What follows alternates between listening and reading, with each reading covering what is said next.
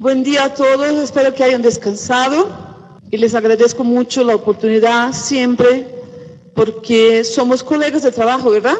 No somos maestros y alumnos acá, somos colegas de trabajo que discuten las angustias y las inquietudes de nuestra práctica diaria. Quiero, antes de empezar, voy a cambiar un poquito el programa, no importa, todo va a ser dicho, pero quiero aclarar una duda que yo tuve ayer. Me di cuenta de que tal vez muchos no comprendieron o pueden no haber comprendido lo que dije yo sobre la antiglobulina poliespecífica. Cuando usan gel con poliespecífica y usan plasma, no quiere decir que no se puede hacer, sí se puede. Yo puedo usar la poliespecífica con plasma, no importa. Lo que quiero que quede claro es que el complemento no va a ser detectado ahí, porque no hay complemento en el plasma. Entonces sigan usando, solo no esperen que puedan detectar algo que no está ahí. ¿Queda claro? Sí, podemos usar la poliespecífica para hacer las pruebas de cumis indirecto con plasma y con poliespecífica. ¿Por qué? Porque mi reto acá no es hablar de inmunohematología top level. Mi reto acá es hacer con que pensemos, para que podamos jugar con las informaciones que tenemos. Porque inmunohematología, como dije ayer, no tiene tablas, porque hay muchas variables. Y uno tiene que pensar. Yo sigo con la inmunohematología buscando probar algo que yo sospecho. Esto es así, ¿verdad? Uno quiere tablitas, pero odio las tablitas. Incluso porque las tablitas pueden decir ahí, sangre A quién es A, sangre B a quién es B. Y uno mira esto y va a transfundir un sangre B, por ejemplo, a un bebito que está ahí con una incompatibilidad materno-fetal y que es B, cuando de verdad debería transfundirle la sangre O y no B. Entonces, odio estas reglitas porque nos limita a creer en alguien. Entonces, pensar es el mejor camino para el inmunemato. Hola, buenos días. Ayer me surgió la duda de el reactivo de gel de Grifols. Ajá. Lo revisé y no habla de lavados. Solamente dice que en ciertos pacientes sí tienen hemólisis y no recomiendan utilizar los eritrocitos de la sangre coagulada. Eso sí, porque ahí puede haber alguna modificación de membrana y pudieran obtener un resultado no deseable. Ok, no vamos a volver, estamos fijados a los insertos, ¿ok? Lo que dijeron, lo que me han dicho, lo que me han... No importa. Lo que importa para mí es lo que está en el inserto. Otra pregunta. Sí, una duda. De hecho, con respecto a los reactivos, ayer también me quedé con una inquietud. La solución salina que estamos adquiriendo, que se compra en el instituto, tiene un pH de 5.5. No sé si haya alguien que la compre a un pH neutro. Entonces es una solución ácida. Es solución salina ácida. Yo conozco como 6.5. 5.5 no lo sabía. Bueno, finalmente es ácida. Yo ayer estuve revisando algunas y dice 5.5. ¿Se hace algo para compensar? ¿Estamos haciendo algo para compensar ese pH?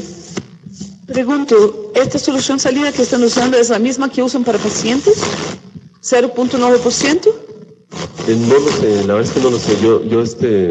Yo tendría, como yo no trabajo con tubos casi, yo tendría que ver, ¿qué pasa? Yo tendría que ver las especificaciones de la solución salina. Yo no lo sé de cabeza, porque no es mi práctica, pero podemos buscar. Lili, ¿me puede apoyar con esto? Buscarle la especificación de la solución salina. La solución salina que usaba yo cuando trabajaba en tubo era la misma que se usa para pacientes, la 0.9%. La comprábamos. ¿Por qué? Porque cuando la preparábamos, la teníamos almacenada en un vidrio. Y el vidrio con el tiempo solta cationes. Entonces que la solución salina se quedaba contaminada con cationes y me daba falso positivo. Así que desistimos de producirla y compramos. Entonces esa misma que sirve para pacientes servía para que nos fuéramos ahí. Pero no me acuerdo exacto el pH de esta solución salina. Yo me pensaba en algo alrededor de 6.5. Yo creo, para mi memoria, puedo estar engañada, que 5.5 es muy bajo. No estoy segura. Tengo que chequear. ¿Ok? Pero es importante, porque si tiene un pH distinto, va a deshacer las reacciones antígeno-anticuerpo. ¿Bien? ¿Es cierto? Una pequeña observación o recomendación es meter un control de calidad. Con un anticuerpo ya conocido, sigues la técnica de la PAC para ver si no te está afectando tu prueba. Si te da negativo, aguas con esa solución salina. Y en el manual técnico del ABB viene la preparación del PBS. Pueden consultar ahí cómo empezar a preparar un tampón para sus pruebas en inmunohematología. Hay algo que gustaría de enseñarles. El manual técnico de la ABB es una guía mundial. Todo que es necesario está en este manual, todo. Además de las normas que tenemos en nuestros países, que normas son legales, no tiene nada que ver con técnico. Sí, pueden reportar cosas técnicas, pero no son técnicas. Pero hay que buscar el manual de la ABB. La edición es español, pero son libros que son absolutamente necesarios a uno que quiere caminar en inmunohematología o en toda parte de hemoterapia, ¿ok? ¿Alguien acá no le sabe hacer la tipificación ABO? Ay, perdón, En pacientes politransfundidos, bueno, puede ser en cualquier paciente, pero sí nos encontramos muchas sorpresitas. Sí, qué bien. Que no tiene que ver, o sea, en el grupo directo a veces no concuerda con los anticuerpos que se deben encontrar. Sí. Y la verdad sí nos meten en ciertos problemotas. Pero... Y cuanto más trabajamos, más oportunidad tenemos de encontrar estas cosas. Uno me dice, no, yo nunca he visto nada. ¿Cuánto tiempo trabajaste? 6 meses. No, es por eso. Después de unos años vas a ver que estas cosas pasan. ¿Sí? Entonces, yo no voy a hablar exacto de la historia, porque la historia del sistema ABO está ahí en todos los libros. Quiero hacerle algo más práctico. Damos las bienvenidas al señor Landsteiner, que a veces me parece Sean Connery, ¿verdad? Pero no es. Pero el señor Landsteiner que está ahí, que descubrió el sistema ABO hace más de 100 años. 30 años después de lo haber descubierto, recibió el premio Nobel por esta descubierta. Muy importante, ¿verdad? Imagínate, en esta fecha, no imaginar que son grupos sanguíneos, no imaginar nada, empezar a mezclar sangres y pensar sobre lo que podría estar pasando. Un genio, ¿verdad? Él trabajaba en láminas, seguro. Pero acá nadie tiene su edad, ¿verdad? Creo que no. Por eso no trabajamos más con láminas. Entonces, algunas consideraciones están ahí. Mira, en 1900 Landsteiner descubrió el sistema ABO. Después fue descubierto primero los antígenos A, B y O, que primeramente fue llamado DC. Y después el AB. Entonces, que en 30 Landsteiner recibió el premio Nobel. En 60 se propuso que había las glicosiltransferases ahí metidas. Y en 1990 Yamamoto clonó el gen ABO. Esto tiene muchos trabajos de este señor, que clonó el sistema ABO. Los antígenos son antígenos de histocompatibilidad. O sea, con el inhibidor secretor podemos encontrar los antígenos, no solamente en los glóbulos rojos, sino también en otros tejidos. Y por la nomenclatura de ISBT, el antígeno A es el ABO1, el antígeno B, el ABO2, el antígeno AB, el ABO3, el antígeno A1, el ABO4. Llegaremos a explicar cuál es la diferencia entre A1 y A2, ¿ok? Pero estos son los antígenos del sistema que se llama 001 por la nomenclatura de la ISBT. Y yo voy a citar todas las veces la nomenclatura de la ISBT porque nosotros tenemos que salir de los 30 años pasados. Hoy día, cuando vas a las publicaciones, va a estar ahí, sistema 001, 001. Cuando es 001, 001 están hablando del antígeno A. 001, 002 están hablando del antígeno B. Entonces nosotros, no voy a enseñarles ahora esto, todavía hay que buscar estas informaciones. Hay un libro que yo envié a ti ayer, ¿verdad? El libro de Hessian, que tiene ahí la nomenclatura de ISBT, le explica esto. Entonces, todo esto tiene que ser buscado por ustedes que quieren avanzar. El pasado nos trajo hasta acá, pero lo que nos va a llevar al futuro es hoy. No se queden ahí pegados en el DU, por favor. Pero bien, el número del sistema, como hablé ayer, número 001, el nombre del sistema ABO, símbolo ABO, nombre del gene que está así en itálico, a pesar de que no parece, es ABO, y está en la cromosoma 9. ¿Se acuerdan que ayer yo dije que los sistemas de grupos sanguíneos son separados así? Se pertenece al mismo gene, el mismo que está en la misma cromosoma, o un conjunto de genes que está en la misma cromosoma, es un sistema. Me gusta esto, es un gene. Mira, el gene con 7 exons. Esto fue la doctora Osa que lo presentó el año pasado, este año, y yo le pedí que pudiera poner acá esto para mostrarles. Me gustó la manera que hizo. Después del gene, tenemos entonces la producción, la expresión de este gene es la producción de una glicosiltransferase. A depender del gene, yo tendré una u otra glicosiltransferase. Esta es la proteína que expresa un gene. Entonces, después que esta glicosiltransferasa se mueve o actúa, va a poner ahí en los glóbulos un o otro azúcar terminal. A depender de la transferasa, me pone un azúcar terminal o otro azúcar terminal. Si es una N-acetilgalactosamidiltransferasa, me va a poner una N-acetilgalactose ahí. Si es una galactosiltransferasa, me va a poner una D-galactosis ahí. O es un A o es un B. Si yo tengo un gene que produce una glicosiltransferasa, sí, pero esta no tiene acción sobre ningún carbohidrato, yo no tendré ningún carbohidrato ahí, entonces soy del grupo O. Si por acaso mi mamá me envió un gene A, mi papá el gene B, yo entonces produciré el A y el B. Entonces, ¿qué soy? AB. Muy bien. Además de esto, cuando yo tengo antígenos del sistema BO o no tengo, a depender de cuál tengo, yo voy a producir anticuerpos naturales, regulares. Un anticuerpo regular, yo no tuve que recibir transfusión. Un anticuerpo regular que está presente ahí y que yo voy a buscarlo. Tiene que estar ahí. Quedó bien este slide, ¿verdad? Gracias, doctora Åsa Hellberg, de Suecia. Entonces, la cromosoma 9, yo no soy especialista en biología molecular, pero todos nosotros tenemos que comprender un poquito más de biología molecular a cada día que pasa. No que yo tenga que hacer biología molecular, no. Yo puedo muy bien trabajar con serología de grupos sanguíneos. Yo no soy del tipo de persona que cree que cada laboratorio tiene que tener su biología molecular, no. Yo creo que un país tiene que tener sus centros de referencia para biología molecular y si yo tengo una duda, se lo derivo a la muestra y ya está. En Brasil tenemos centros y cuando tenemos algún problema derivamos ahí. ¿Por qué? Porque biología molecular no es sencilla. Y biología molecular de grupos sanguíneos no es biología molecular apenas, es biología molecular de grupos sanguíneos. Hay que saber inmunemato para comprender la biología molecular de grupos sanguíneos. ¿Me explico? La interpretación de esto no es tan sencilla. Entonces, la gene que está presente en la cromosoma 9 codifica la proteína de 353 aminoácidos que presenta una actividad de glicosiltransferasa sobre el antígeno H.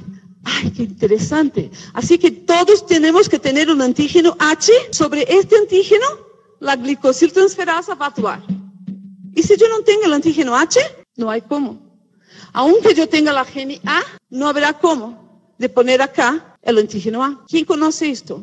Un Bombay. Los Bombays están muy famosos hoy día. Especialmente esta semana están muy famosos. ¿No es verdad, Colombia? Colombia ahora descubrió su primer Bombay. Entonces, el Bombay no tiene el antígeno H. Como no tiene el antígeno H, las transferasas producidas por el gene A o B que uno puede tener, no van a actuar. Entonces, ¿qué no puede tener? ¿Y qué tipo suele ser un Bombay cuando yo lo tipifico? Pero cuando alguien dijo negativo, ¿qué dijo? ¿Qué quiere decir negativo? Ah, la reacción negativa o RH negativo. Me confundí ahora. Un Bombay cuando tipificado, yo no sé qué es un Bombay. Voy a aprovechar el tiempo para que sepan cómo fue. Abrimos un paréntesis acá. Pero bien, entonces que mis amigos de Antioquia, mis amigos de Medellín, que recibieron ahí una niña de 15 meses creo, que se llama Ana Sofía, ya descubrí su nombre hoy. Una niña que necesitaba urgente hacer una cirugía porque tenía una hemorragia digestiva. Y mis amigos, mis colegas de trabajo ahí de este hospital, hicieron la tipificación y vieron que algo estaba raro. Era O, como dijeron acá, O negativa, en este caso RH negativa, porque la ley de Murphy es la ley de Murphy. Lo peor va a pasar en el peor momento. Y la niña, a pesar de ser así, también es RH negativo. Pero bien, entonces que estos chicos o chicas, no los conozco personalmente, quiero conocerlos, así que me voy a Colombia, vieron que había algo raro, porque su rastreo estaba positivo en Liscumbis 4 cruces. Tenía la tipificación muy clara, como era O en la directa, también se daba O en la inversa. No solamente por el anti-A y anti-B, pero sino también después descubrimos que por un anti-H, ¿verdad? Es que el Bombay es así, es O en la directa y O en la inversa. Tú no descubres que es un Bombay.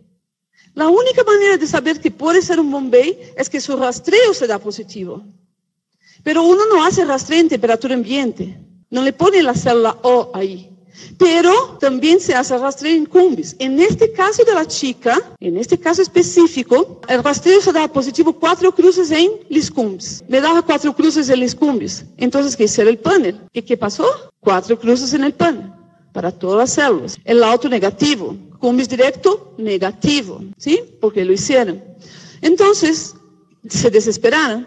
Podría ser que un anticuerpo contra antígeno público, ¿de verdad? Sí, porque se da positivo igualito con todas las células. Pero ¿qué hacemos cuando una niña de 15 meses espera una cirugía, tiene una hemorragia digestiva y necesita sangre? Algunos me podrían decir, yo debo transfundirla de emergencia.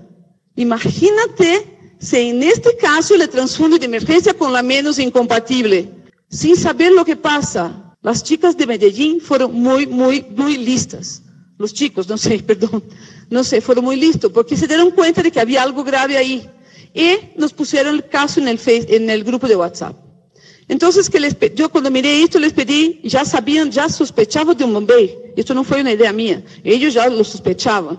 Pero yo les pedí que hicieran el rastreo en temperatura ambiente. ¿Y qué pasó? Porque si fuera un anticuerpo caliente contra un antígeno público, a frío no tenía nada, ¿verdad? Es un anticuerpo IgG y a frío no pasa nada. ¿Viste cómo hacer un rastreo a frío puede traer alguna respuesta? No siempre, ¿verdad?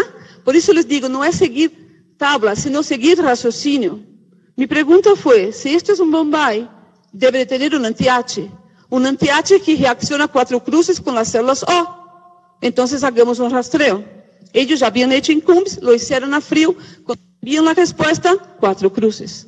Entonces ya sé que no se trata de un anticuerpo caliente, o que me parece que no se trata de un anticuerpo caliente, sino 2 anticuerpos, un frío y otro caliente, por Dios. Mira el infierno que empieza a pasar por la cabeza de uno, ¿no? Pero imagino las pobres ahí en Medellín que querían transfundir la niña. Entonces, que le pedí a nuestro proveedor de Colombia, a Daniel, que está en este grupo, que es un maestro en inmunohematología, que les enviara, o sea, había ahí un anti-H, porque el Bombay no tiene antígeno H. Así es que si yo pongo anti-H con esta muestra y no hay, es negativo, yo ya pruebo que es un Bombay. Y así lo hicieron.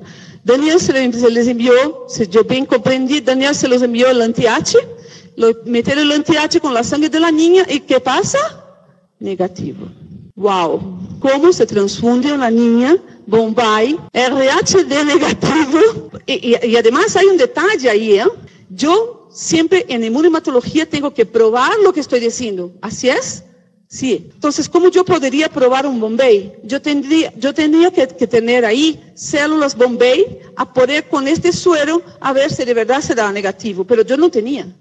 Ellos no tenían ahí. Así que empezamos a pensar, y por eso no me gustan las reglas. Yo sabía que en Brasil había donantes Bombay. Entonces, como tengo una mafia de conexiones ahí, llamé a Brasil con una doctora lindísima que se llama Denise Bruneta. Y esta doctora, muy emocionada con la situación de la niña, también me preguntó, y yo, no, es esto, tenemos esto. Sí, Ana Claudia, tenemos el donante. Wow, ya tenemos el donante, ya sabemos lo que es. Todo esto es muy raro. ¿Y cómo podemos hacer el traslado? Porque no es simple salir con un paquete de sangre de Brasil hacia Colombia. Le preguntas a Colombia, ¿cómo hago para traer sangre? No tengo idea. Le preguntas a Brasil, ¿cómo hago para enviar sangre? No sé, no sabemos. Entonces que metemos todo un montón de gentes ahí. El Instituto Nacional de Colombia entró ahí, el programa de donantes de sangre raros de Brasil se metió ahí, la doctora Denise, la jefe del Hemocentro de Fortaleza se metieron ahí. Y mira, esto empezó en jueves, en martes o miércoles de la semana pasada la niña recibió la transfusión. Fue un tema de cadena de ayuda y superación. Y todos están en fiesta. O sea, todos están muy felices porque una niña se salvó por un trabajo muy lindo que fue hecho. Y aprendemos muchas cosas de esto. Pero quiero llamarles la atención. Yo no podría haber hecho nada si no fuera una niña de 15 meses sin ninguna transfusión. Ojo, ¿eh? Supongamos que fuera un adulto que ya hubiera recibido una transfusión o una mujer que ya hubiera tenido sus hijos. Además de este anti-H podría haber otro anticuerpo irregular. Este es nuestro miedo. Cuando la bolsa llegó a Colombia, que hicieron la prueba cruzada, fue compatible. Daniel gritaba, yo gritaba y hacíamos fiesta en Costa Rica, que nada tenía que ver con esto, mis amigos. Pero ¿por qué?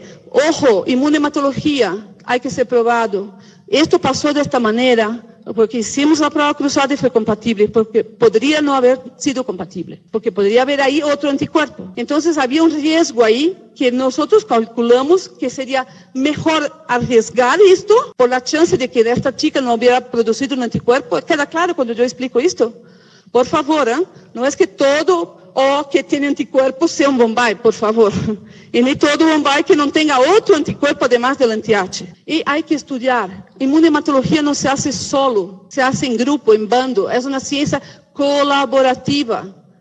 A veces yo miro un panel y no veo nada. Y Mariana, que empezó ayer, lo mira y dice, no, me parece que hay acá algo. No, ya había ocurrido. No sabemos todo. Y abra la mente y abre el corazón para colaborar. Me gustaría hacer un comentario. Brasil está desarrollando un programa de donador de sangres raros del país. Por mi punto de vista, y hablo esto para toda Latinoamérica, cada país debería hacer su propio trabajo. La doctora Denise tiene un donante Bombay porque ella busca donantes Bombay. No es porque tiene suerte, es porque trabaja para esto. Entonces, me gustaría que cada uno acá tuviera la responsabilidad de pensar cómo en mi servicio yo puedo buscar algo.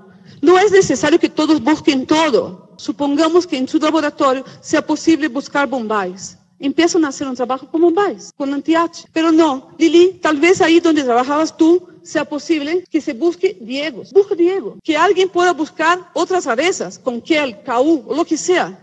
Si cada uno hace una parte, y yo me comprometo a hacer el punto que une a todas las informaciones. Y que cada uno se comprometa en unir las informaciones. Entonces estoy desafiando México, porque México es tan grande como Brasil. Entonces, ¿quién acá en México puede estar en esto? ¿Quién en Costa Rica? ¿Quién en Panamá? ¿Quién en Colombia? Ahora Colombia creo que ya sabe. Pero no, en Bolivia, y que sea en Perú, en Argentina, en Uruguay, en Paraguay. ¿Quién va a estar haciendo? ¿Por qué? Existen organismos, instituciones extranjeras que trabajan con sangres raros. Hay un mecanismo en Internet que se llama, una página que se llama SCARF. Tú te metes ahí y vas a saber que hay de rarezas en todos los sitios. Y si tú buscas, tú puedes participar ahí para ayudar y para recibir muestras raras. Hacemos lo básico. Es que no podemos. Es que no es fácil. Es que es tan difícil. Es que no hay plata. Es que no hay información. Ya no, ¿verdad? Ya no. Si yo pensara que pudiera ser difícil, no habría empezado esto. Todo esto para hablar del H. ¿Seguimos? ¿Están emocionados con la historia? Muy bien. Entonces acá está el mapa del gene, el tamaño de la molécula de DNA, del RNA mensajero, tiene 7 exons, 6 introns. Eso todo es muy lindo para quien le gusta la biología molecular y por eso le trajo la información. Pero bien, esto me llama la atención y quiero que crean que no hay uno solo gene O. Seguro que hay muchos genes O distintos por ahí. Estos genes O producen el mismo fenotipo. Es que uno piensa que solamente existe un gene O y que todos los O acá son igualitos. No lo son. Hay diferencias, hay unos tantos, no me acuerdo el número, pero hay unos tantos tipos de genes O ya descritos. Así lo mismo para A, así lo mismo para B.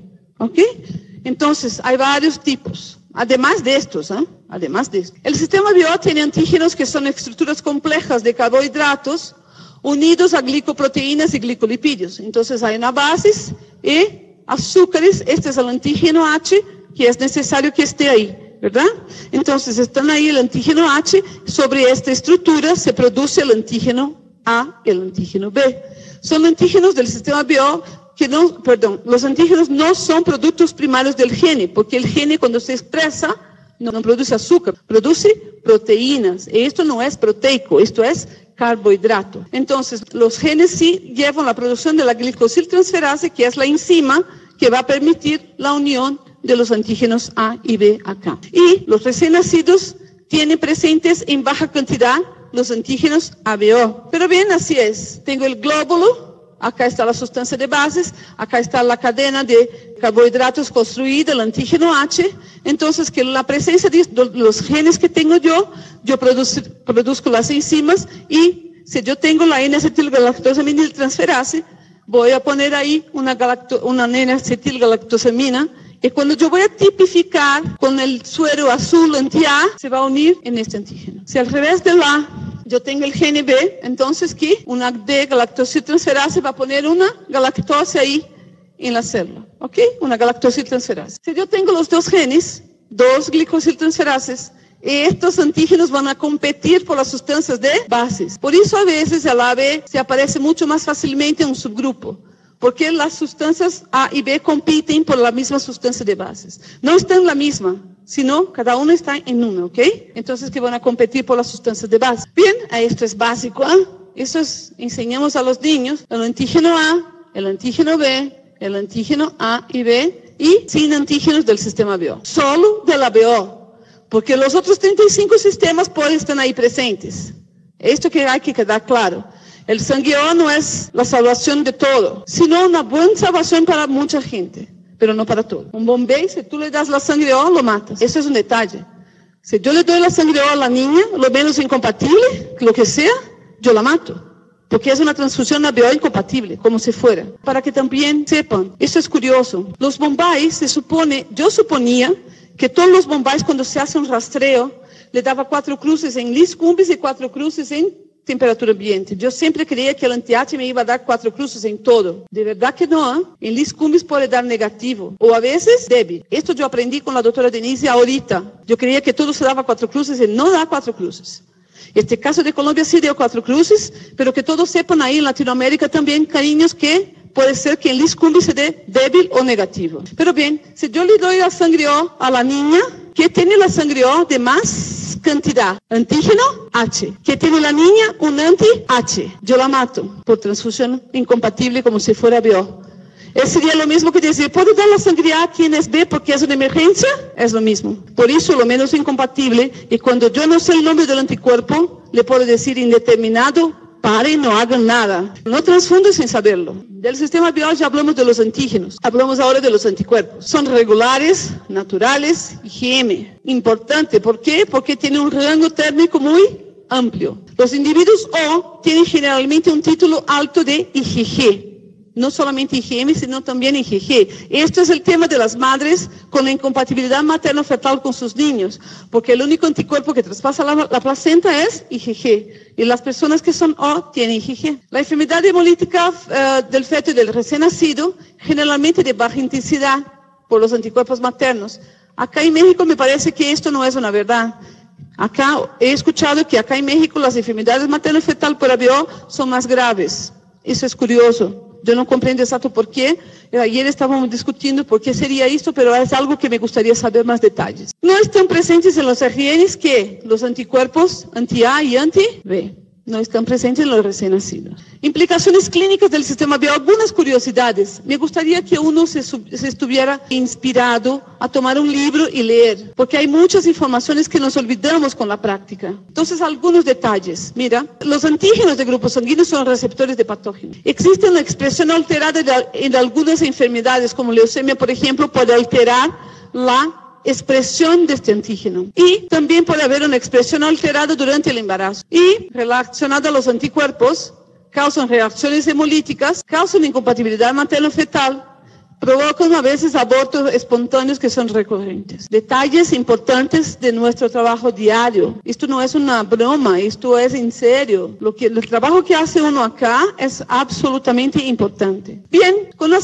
hacemos la tipificación, tenemos la prueba directa y, como dijimos ayer, la prueba directa busca antígenos usando sueros conocidos. Pregunto, ¿es necesario utilizar el anti-AB acá en México por la norma? ¿Se van a los guías internacionales? No. Antiguamente se usaba el anti-AB porque los sueros eran policlonales. Cuando los sueros se convirtieron a monoclonales, ya no hay necesidad de usarse el anti-AB. De rutina, si yo tengo una discrepancia, puede ser que el anti-AB me ayude, pero de rutina no habría que usar el anti-AB. Pero por norma, sí. Si la norma te obliga a usar, hay que usar. Entonces, que el anti-AB ya no es más obligatorio. Bien. Entonces, tengo acá el anti-A, anti-B, y siempre hacemos junto con el RH, que no tiene nada que ver con el ABO. Nada más era una foto. Y siempre buscamos también, acá vamos a usar sueros conocidos para buscar antígenos que no vemos. Ojalá pudiéramos mirar así, ¿eh? Mira el tubo y ya ve ahí A. Pero entonces buscamos acá con el anti-B también antígenos B. Muy bien, esta es la prueba directa, que ya lo hacemos tan automático que tampoco pensamos. Pero bien, prueba inversa, buscamos la presencia o ausencia de anticuerpos naturales del sistema BO en el plasma utilizando células con fenotipos conocidos. Importante que esto sea de un productor oficial de células de rastreo o de inversa. Que no inventemos las cosas, pero no voy más a tocar en este tema. ¿En qué técnica debo hacer la tipificación ABO? No importa. Puede hacerlo en tubo, puede hacer en gel, puede hacer en microplaca. La sensibilidad de las técnicas no es la misma, es buena. Suficientemente buena para todos. Hay técnicas que se utilizan de enzimas como diluyente, entonces que la sensibilidad sube, ¿sí? Uno tiene que saber cuál es la técnica que usa, tiene que saber lo que está buscando y tiene que saber cómo trabajar con la técnica que está buscando. Pero así puede hacerlo en tubo, en microplaca o en gel, el resultado va a ser bueno, ¿ok? Siempre sabiendo que puede ser exacerbada la reactividad en algunas técnicas que usan enzimas como diluyentes, nada más. Algunas características de cada técnica. A mí no me gusta, por ejemplo, que eso se haga visual, que se haga manual. Microplaca es una microtécnica y como microtécnica hacerlo manual es muy arriesgado. Yo no lo haría. Yo le metería algo de automatización ahí para hacer la microplaca o por lo menos la lectura, porque la chance de errores es muy grande. Bien, la técnica en tubo, cuando bien hecha, 100%. Es decir, la suspensión no es ojo por ciento. Rojo tomate, rojo sandía, rojo que me gusta, rojo que no me gusta. Cuidado con el RH, porque a veces la mano le hace un RH negativo. Para BO puede hacer lo que quiera, esto no solta. El botón no se va. Pero para RH, cuidado. El gel tiene la ventaja de que se puede mirar subgrupos más fácilmente. Se puede ver discrepancias y comprender discrepancias de una manera más clara. Claro que yo también puedo mirar esto en tubo. Cuando uno ya está experiente, le puede ver la doble población y sí va a quedar bien, ¿no? Porque uno tiene experiencia y ya sabe, hay células acá que no están aglutinadas y células que están aglutinadas. Pero esto lleva un poquito de tiempo, ¿eh? Pero sí se puede ver la doble población. Pero bien, la técnica acá es una cuestión de escoja, de elección, de plata y de... Ya saben. Bien, esta foto me gusta. ¿Han visto algún móvil ahí? ¿Un celular, un computador o algo acá? ¿No, verdad? La chica, mira su cabello, su cara. ¿Les parece algo muy nuevo? ¿No, verdad? ¿Sabes qué es esto? Es una técnica que no se usa más, de tan vieja que está. Así que le agradezco, señora, por haber hecho así placas, pero ya no, por favor. Sobre la prueba inversa, no es facultativa, o sea, no puedo elegir. Voy a hacer porque me gusta, no voy a hacer porque no quiero comprar reactivos. Hay laboratorios en Brasil que me dicen, no, ¿sabes qué? Es muy cara esta célula de inversa, así que voy a hacerla directa y ya está. Pero esto solo pasa en Brasil, ¿verdad? Latinoamérica no pasa en otros sitios. Los laboratorios se dan al derecho de hacer la tipificación por la mitad y dan el tipo sanguíneo de uno por la directa. Después, cuanto a esto, tengo otras consideraciones. No realizarla en pruebas de recién nacidos. Pero ¿sabes qué? Es que yo he hecho una vez una inversa de recién nacidos y sí funcionó. Sí, probable porque el bebé era hoy y su mamá también. La verdad, lo que tipificaste fue el anticuerpo de la madre, no del niño, ¿ok? A partir de los 3 o 6 meses es que podemos creer que hay una prueba inversa confiable ahí. Esto es literatura. Yo no llegué a esto todavía, pero yo no he visto tantos viejitos que ya, 65 años ya no es viejo, ¿eh? Esto es el pasado. Los libros traen esto porque en el pasado, 65 años, sí eras viejo. Hoy día ya no más. Hoy día es un joven un poquito más experiente. Tengo una consideración sobre niños acá. ¿Puedo? Acá, ¿quién trabaja con maternidad? Con tipificación de niños. Tú, solo tú. Hay una cosa que me preocupa muchísimo. Yo no sé por qué, pero los padres quieren saber el tipo sanguíneo de los niños. No comprendo bien por qué. A nosotros es un trauma, ¿verdad? Trabajas en banco de sangre. Ay, ¿qué tal si tipificas mi hijo? Ay, por Dios. Yo siempre le digo, prefiero no. Porque si yo descubro que su hijo es AB y tú eres O, ¿qué voy a decirte? Es algo que me mataba cuando algún amigo quería que supiera su tipo sanguíneo de su hijo. ¿Para qué quieren saber el tipo sanguíneo? Cuando uno libera el tipo sanguíneo de un niño recién nacido, ojo, para meterle ahí en el informe, en el resultado, los resultados pueden cambiar con el tiempo. O la prueba no es 100% garantizada su resultado en esta fecha. O no es que el niño va a cambiar el tipo, es que el tipo del niño no puede ser detectado. Los niños tienen 1/3 de sus sitios antigénicos ocupados. Así que puede ser un O, pero en un rato más será un A o un B. No que cambió porque tú no lo detectaste en este momento, ¿me explico? Y además no hay prueba inversa, no puedes garantizar. Por favor, mucho cuidado con esto. Los subgrupos es la parte divertida. ¿Por qué yo digo que es divertido? Porque los subgrupos son naturales, pero nosotros somos tan testarudos que queremos una reacción de 4 cruces. No, es que me dio 3 cruces. ¿Y cuál es el problema? Positivo es positivo, negativo es negativo. Una cruz, positivo. ¿Qué es positivo? Positivo. Simple, porque sufren.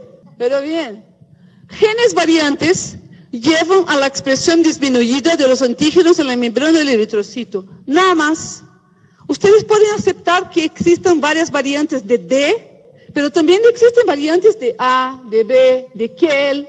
Existen variantes. Entonces, la variante va a producir una enzima que no es tan eficaz en el transporte de este carbohidrato para este sitio. Nada más esto. Es una enzima que, al vez de cargar 1.000.000 de sitios, le cargan nada más 500 y ya. Trabajas así. Los subgrupos de A son aproximadamente 80% de los individuos son A1. También puede pasar tanto con el individuo A como con el individuo AB, nada más con el antígeno A. Los A1 son como 80%. Desde el 9% son A2. Y los otros 1% son As que son llamados de débiles. ¿Ok? El A2 no es una débil, como tantos piensan.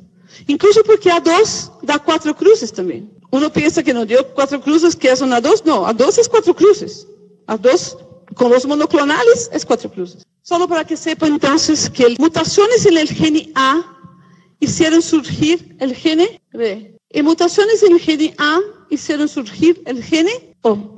Cuando yo sufro mutaciones, cuando yo encuentro mutaciones en el gene A veces no llegan a cambiar el producto final, como acá, acá y acá. Estos son variaciones del gene A, pero el producto final es el mismo, o sea, una enzima que carga antígenos A. El cambio genético acá es tan grande que ya no carga antígenos A como acá, sino carga antígenos B. Así de simple. Pero así es. El gene sufre mutaciones y se produce variantes. Algunas variantes cargan el mismo antígeno, mientras otras variantes ya son tan distintas que cargan otras cosas. No se olviden, son proteínas. Esto es el gene arriba. Abajo tiene la proteína. Mira los aminoácidos acá. El gene O sí produce una proteína, todavía tiene un stop codon ahí que no le permite a ella cargar ningún carbohidrato. No es que el gene O no produce nada, sí produce, pero no produce una enzima para cargar nada. Por eso no le mete ahí ningún azúcar y ningún, si no tendríamos otros grupos AB, ¿verdad? Y también acá está la diferencia de un aminoácido para el A1 y A2, de una base nitrogenada que produce el cambio de un aminoácido y también acá hay una deleción. Entonces, ¿qué hay cambios que están ahí ya descubiertos, ya determinados para todas las variantes de ABO? Y otras van a surgir, porque no se olviden, seguimos cruzándonos. Esto es A1, por definición serológica, A1 y A2. Y los que llamamos de A, débiles, que son todos estos. Lo mismo pasa para B. Yo nunca he visto directamente en mi vida un subgrupo de B. Todavía en el laboratorio que tenemos ahí en Biorrad Brasil, ya nos pasó que nos enviaron un subgrupo B. ¿Y conocen cuál ley opera en bancos de sangre? La ley de Murphy. Entonces llegó una muestra de B débil para que comprobáramos en una semana. En la semana siguiente nos llegó otra muestra de B. ¿Por qué esto puede pasar? ¿Qué les parece? Piensen, trabajamos con donantes de reposición, ¿verdad? ¿Y cómo llamamos a las familias para donar? Viene uno de la familia, una semana después viene otro de la misma familia. Entonces las dos muestras vinieron del mismo sitio. Bien, esta es una tabla que está en todos los libros, que muestra más o menos la reacción a la variante con los sueros anti-A, anti-B, anti-A1 y anti-H. ¿Sí? Eso está en los libros. Bueno, Ana. Se puede ir a mirar cómo se da esto. Tenemos unas preguntas en las sedes remotas. ¿Me puedes dar un segundo, por favor? ¿Podemos? ¿Qué parece? Sí. Habla despacio, que yo no comprendo español totalmente. Ok. La primera pregunta es del ISSSTE. y nos dice: disculpe, ¿podría hablar sobre su experiencia con la tipificación de subgrupos de A, con el uso de las lectinas en técnicas de microplaca en gel o perlas de vidrio, por favor? ¿Podría describir la técnica si es posible? Sí. Yo no puedo describir una experiencia con tipificación en perlas de vidrio porque yo no sé. Perdón. Yo puedo describir la experiencia que tengo con la tipificación de lectinas, sí. Y voy a hablar de eso en 2 segundos más. Está acá esta persona, bien, no puede identificarse bien. Ahora que me dé cuenta de que yo pedí que escribieran para no identificarse. Bien, la tipificación con lectinas, algunas veces es importante hacer. Yo casi no uso lectina. Lectina es para un caso raro, para una observación de subgrupos. Usar lectina de rutina, no, de ninguna manera es importante. Yo no necesito lectina, no sé exacto por qué lo usan, ¿sí? Pero si me permite, gracias por la pregunta, y voy a contestarle con detalles sórdidos en un ratito más, ¿ok? Tenemos otra pregunta y nos dicen: ¿a qué se debe que la niña es Bombay y ningún familiar lo sea? En primero, no sabemos si ningún familiar lo sea. El tema es que nunca lo buscaron. Ahorita vamos a estudiar molecularmente el caso de la niña, porque esperemos que publiquemos esto, que se publique, pero vamos a estudiar los padres y los abuelos. Bombeys están por ahí. Es que yo no puedo mirar a la cara y decir: mira, ¿cómo es? ¿Cómo te vas? Es un Bombay. No, no se puede. Se les puede comentar un correo que recibí de una persona absolutamente importante que se llama Cristina Lomas Francis. Ella me dijo: qué gusto, Ana Claudia, saber de este caso. Le felicito a todos los involucrados y especialmente a ti por tener las ganas de unir las personas con tantas informaciones. Me dijo: estoy segura que si Latinoamérica se uniera, podría dar cuenta de todos los sangres y casos raros que tienen ahí. Mira, esta señora es del New York Blood Center. Es una de las escritoras del libro más importante que tenemos hoy día, que les voy a enseñar después. Pero el mundo está preocupado con Latinoamérica. Cuando voy a la ISBT, la doctora Lilian Castillo, la conocen, ¿verdad? La doctora Lilian dijo: Ana Claudia, tenemos que hacer más cosas por esto de los sangres raros en América Latina. Para mí esto es un reto. Yo no quiero morir sin hacer algo por esto. Nosotros necesitamos unirnos. ¿Por qué? Porque los fenotipos son más o menos similares, son más o menos semejantes. Así que cada uno que hace un poquito, en Latinoamérica lograremos descubrir cuáles son nuestras rarezas y aportaremos sangre. Porque yo no quiero que todos tengan sangres congelados. No es necesario que tenga un freezer menos 80 y toda la parafernalia de cosas que hay que tener para congelar una bolsa de sangre. Se lo hace, está bien. Pero además lo que quiero yo es dónde está el donante. Porque quiero llamarlo a donarle una sangre fresca. Mucho mejor, ¿verdad? ¿Cuál daño sería mayor? ¿Transfundir A1 para un paciente A2 o transfundir A2 para un paciente A1? ¡Qué lindo! ¡Qué fantástica pregunta! No hay daño a ningún. A1 para A2, A2 para A1, no importa. La pregunta que tengo es: ¿algún de los pacientes tiene un anti-A1 IgG caliente? Si tiene, no lo transfunda con A. Pero si no tiene ningún anti-A1 caliente, IgG, olvídate, puedes transfundir. En Brasil nadie lo diferencia. Es A. No importa si es A1, A2, A3, A4, A5, A6 o A7. No, 7 me acuerdo de Alemania otra vez. Pero bien, no puede ser. Puede ser cualquier A para cualquier A. ¿Por qué? Porque el producto final es el mismo antígeno. Pero ¿por qué un A2 produce un anti-A1? ¿Sabes qué? Yo trajo unas imágenes que les va a gustar. Tiene que ver con la conformación tridimensional de la molécula, no tiene que ver con antígeno. Y eso no es porque Ana Claudia me lo dijo, es porque Mollison se lo dijo, es porque el manual de la bebé se lo dijo, es porque Cristina Lomas Francis, Osa Helberg, todos lo dicen lo mismo. No hay que diferenciar A2 de A1. Si el paciente tiene un anticuerpo, tenemos que darle la sangre antígeno negativo. Si el paciente tiene un anti-A1 hemolítico, o sea, IgG, tienes que darle la sangre A2. No, puede darle la O. No hay que diferenciar. De verdad no es necesario. Gracias, mis amores. Mira la diferencia entre A1 y A2. A1 tiene más antígenos que la 2, millones más. Mira, cualitativa, solamente la transferasa A1 puede repetir el epítope A tipo 3, que es específico de la 1. El A1, ¿quién es A1? Tiene un epítopo, mira, un epítope, que en este slide es la doctora Åsa Hellberg de Suecia, que estuvo en Brasil este año, y es la top conocedora de esto. Y yo le pedí, yo tengo que llevar esto a México. ¿Puedo? Sí, puede. Bien, mira, la diferencia es un epítope, nada más. Diferencias en las transferases. El pH óptimo de A1 es diferente del pH óptimo de la 2. Por eso tal vez la 2 no sea tan eficaz para llenar los sitios ahí antigénicos. Diferencia de tamaño. La transferase A1 es más pequeña que la A2. Son diferencias de este tipo. Y la distribución en los tejidos, por ejemplo, muy pocos sitios A, los riñones de los individuos A2, lo que significa es que A2 puede ser trasplantado a O, nada más. Algunas características, algunas cosas que son curiosas. Y si te metes a leer esto, vas a ver todas estas cosas. Un detalle más. Mira, esto me gustó, esta foto. Mira, pueden ver acá una 1. Mira que la 1 tiene este epítopo acá, que se llamamos ramificado. Pueden ser lineares o pueden ser ramificados. La 1 tiene esto, epítopo, el mismo epítopo, mira, este es igual acá, acá y acá.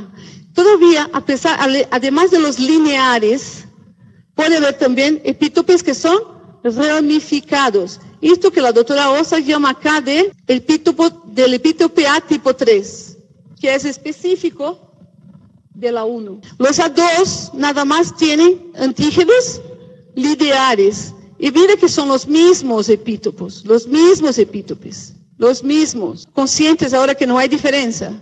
Nada más una configuración, una conformación. Había otra más, ¿no está? No, perdón, se fue. Perdón, pero había también una que era una imagen de un AB, que tiene A, tiene B, y también el A1B es así, y el A2B es así. ¿Sí? Yo no sé qué pasó, se desapareció, pero bien. Bien, el azúcar dominante para BO, entonces, el azúcar inmunodominante de los subgrupos es idéntico a los originales.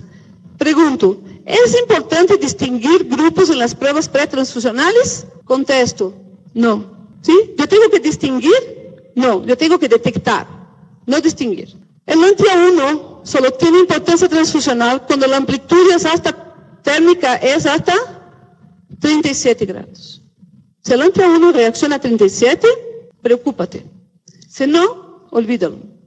¿Sí? La lectina anti-A1 reacciona solamente con la cadena ramificada del antígeno A1. Por eso que la lectina anti-A1 nada más detecta A1, porque reacciona con aquella parte, con el epítope que es diferente de la 2. ¿Ok? Ah, está acá. Ah, mira, este es el LO. Mira que el LO no tiene este rojito que está acá. No tiene el azúcar terminal. Mira este es una 2. Nada más tiene pocas cadenas de A y las otras están como si fueran O, porque el A2 tiene mucho H. O sea, el A2, la enzima viene y convierte 3 sitios en A y los otros 2 son de H. Nada más. El A2 tiene antígeno H. El A1 no, ¿por qué? Porque todo se convierte en A. ¿Me explico? Por eso que cuando yo tipifico A2 con anti-H, da positivo. Porque el A2 tiene H, con LO. ¿Por qué? Porque no convirtió todas las bases en A. ¿Están conmigo? Muy bien. Mira, este es el A1. Todo está convertido en A. Incluso hay cadenas ramificadas. Este es un A1B. Mira, estos son de B, A. Este es A1 linear, A1 ramificada. Entonces está compitiendo por las sustancias de bases. ¿Le gustó, Lili? Quedó claro, ¿verdad? En el subtipo A2, ¿podemos ver una reacción de 4 cruces o es débil con 4 cruces? Con la lectina. ¿A2? Ajá, pero con la lectina H. Con el anti-H, perdón. No sé, depende de cuántos sitios hay ahí. Puede ser débil, puede ser más fuerte. Puede ser más fuerte, a depender de cuántos hay. Depende. A uno, no, me está diciendo a dos. A dos. A dos, generalmente es fuerte. Generalmente es fuerte, depende de su anti-H. Puede ser 4 cruces, puede ser 3 cruces.